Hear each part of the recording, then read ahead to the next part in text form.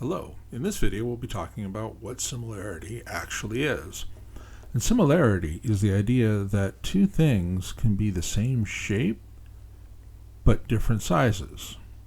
So if this were an equilateral triangle here, meaning each of the angles was 60 degrees, and this was a triangle where all of the angles were 60 degrees, right, these two shapes would be the same shape. It's just that this one is a bigger version of the original.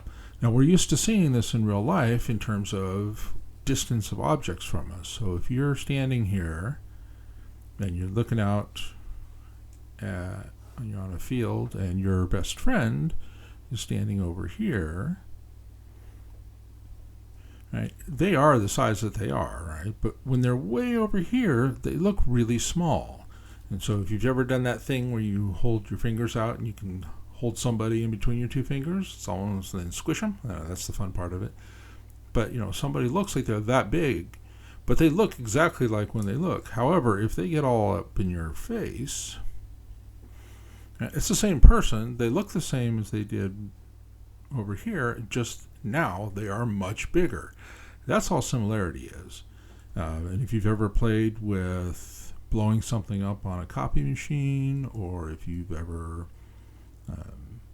done it in Photoshop or on some graphic design thing, where you just take a shape and you blow it up, or you take that same shape and you shrink it, those are all similar figures. So similarity just means it looks like the same thing, however, it's a different size of the same thing. When things are actually the same size, that's the term or time we use the term congruent.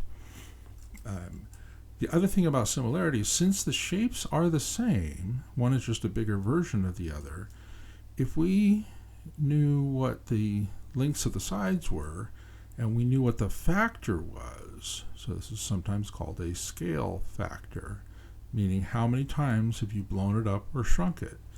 So if we're going from this little one to this big one, now our scale factor was 4.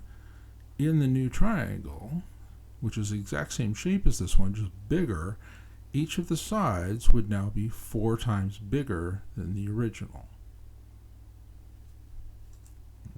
And if we go from this one to this one and say the scale factor is times 1/2, that's how we shrink it, the sides now become 4, 4, and 4. But if you look at these, all three of them look like they're the exact same triangle, but again, just different sizes. And that is what similarity is all about.